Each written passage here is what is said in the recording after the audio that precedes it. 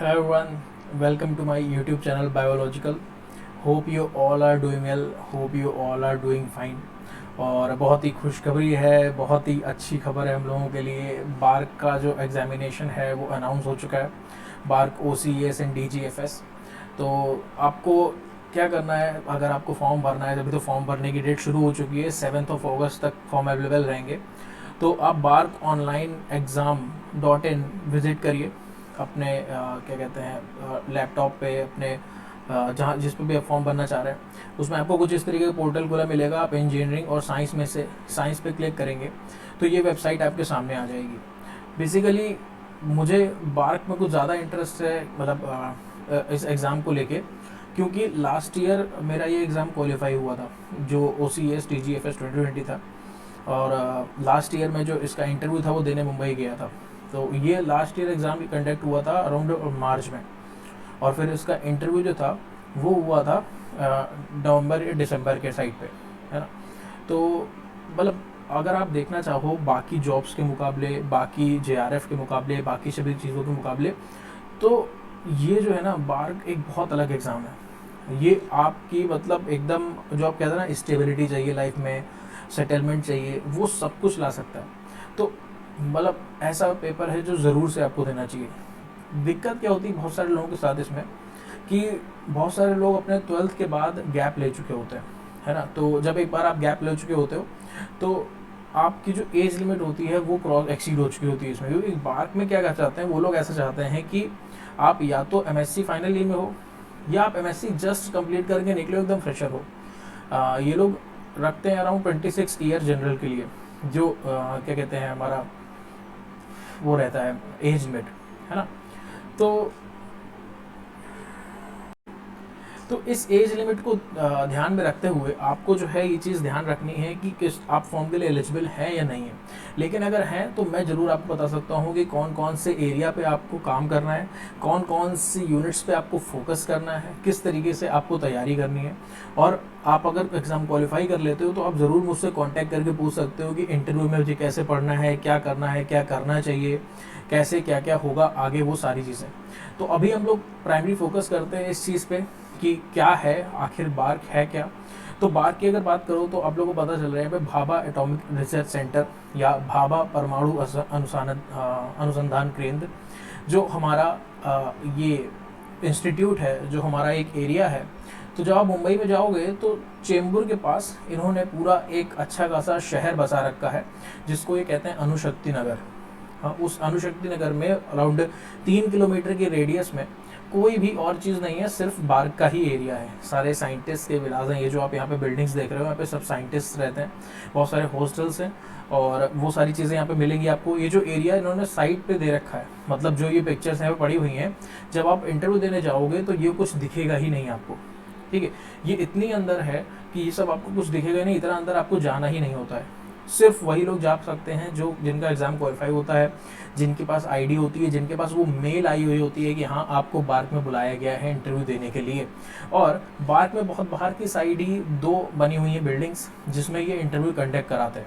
हाँ, कुछ वहाँ पे कभी कभी पूछ लेते हैं कि बार्क आखिर है क्या, क्यों आए हो, कभी कभी, बहुत कभी कभी, वो भी सिर्फ तब जब आप इंटरव्यू में बहुत नर्वस हो गए, है ना, तब आपसे पूछ सकते हैं, अदरवाइज़ नहीं, है ना। तो अभी तो हम लोग एग्ज़ाम की तरफ फोकस करते हैं और उससे पहले फॉर्म पर फोकस करते हैं। तो जब आप ये अप्लाई ऑनलाइन पे क्लिक करोगे तो कुछ इस तरीके का आपको यहाँ पे मतलब जो ओवरव्यू है वो देखने को मिलेगा कि क्या हो रहा है यहाँ पे।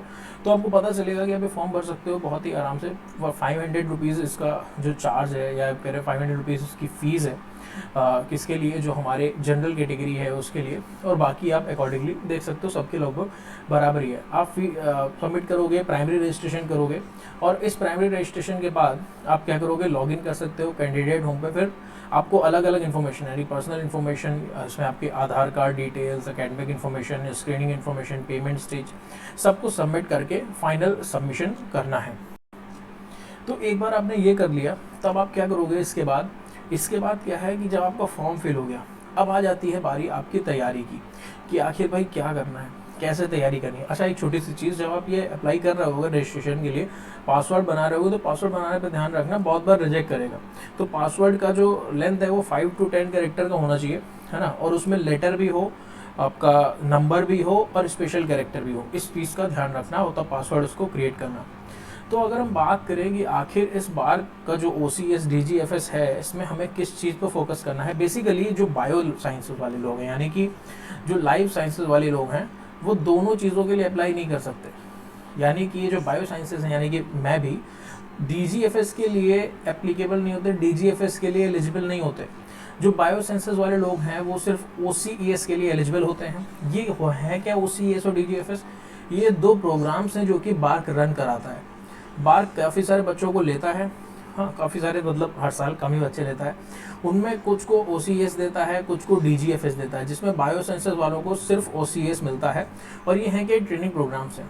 इन ट्रेनिंग प्रोग्राम्स में बाकायदा पढ़ाई होती है, टेस्ट होते हैं, और अगर आप उसमें 60% से ज़्यादा लाते हो, ठीक है, टेस्ट में, तो आपको ये क्या करते हैं, ये आपको दे देते हैं साइंटिफिक ऑफिसर की पोस्ट। अगर आप 60% से कम लाते हो तो आपको ये PhD करने का ऑफ़र देते हैं। ठीक है, PhD करने का ऑफ़र दो जगह मिलता है।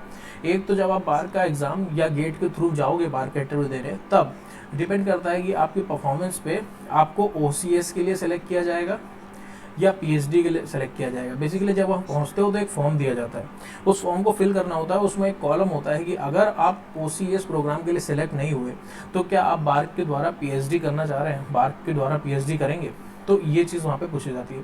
तो आप ये कर सकते हो, PhD के लिए भी अप्लाई कर सकते हो वहीं पे बैठे बैठे। फिर आप डिपेंड करता है कि आप इंटरव्यू कैसा दे रहे हो।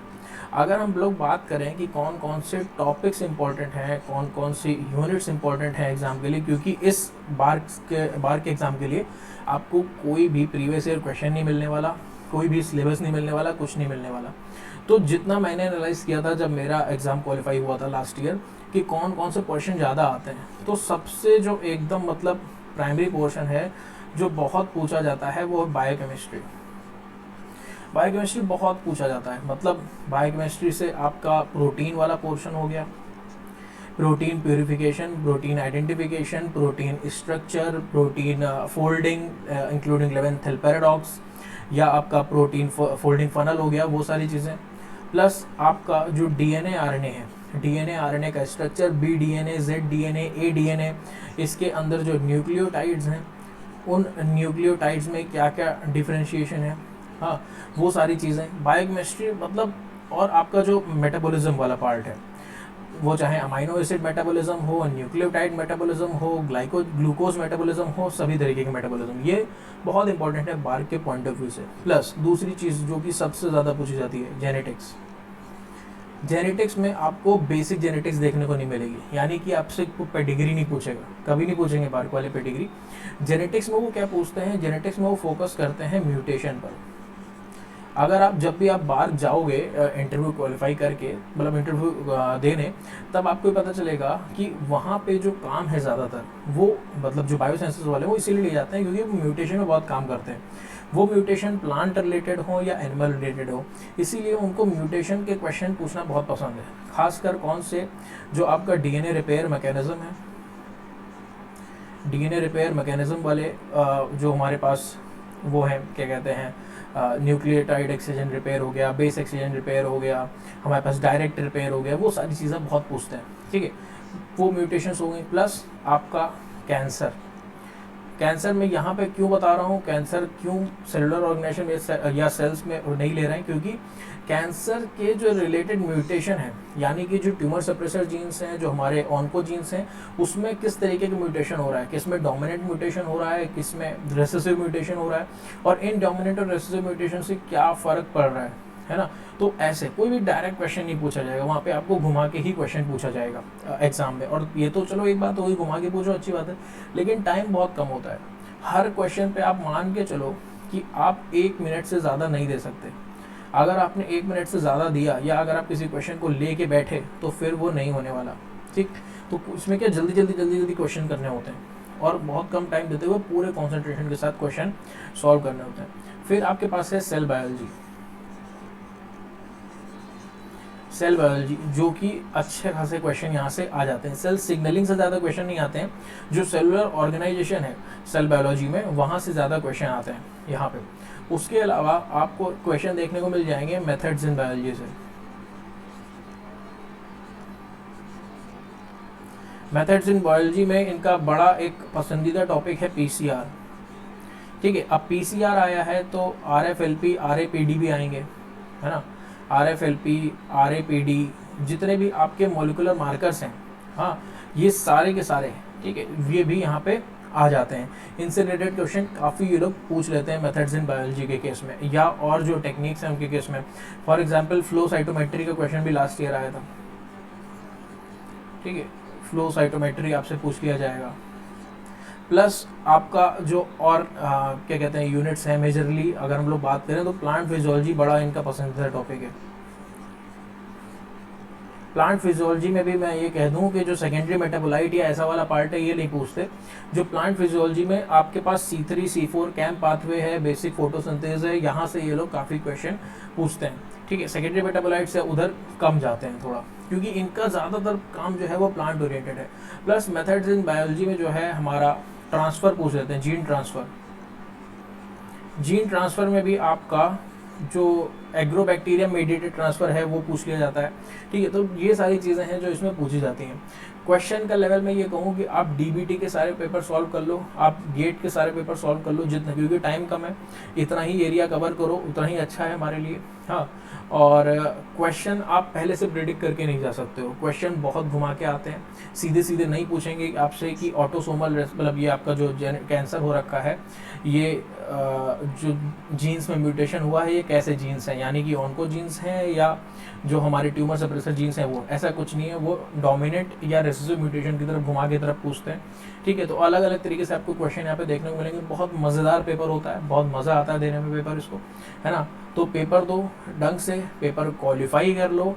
मुझे मैसेज कर सकते हो आप, मुझे आप क्या कहते हैं, आप टेलीग्राम ग्रुप ज्वाइन कर सकते हो, मैं उसका लिंक दे दूंगा डिस्क्रिप्शन में, या आप मुझे मेल कर सकते हो biological1116@gmail.com पे। हाँ, और मैं वो भी अपनी मेल आईडी भी डिस्क्रिप्शन में दे दूंगा। ठीक है, कोई भी दिक्कत हो बात से रिलेटेड आप मुझसे पूछो, कोई भी क्वेश्चन आपको डिस्कस करना हो, कुछ भी हो तो आप मुझसे पूछ सकते हो। So thank you so much.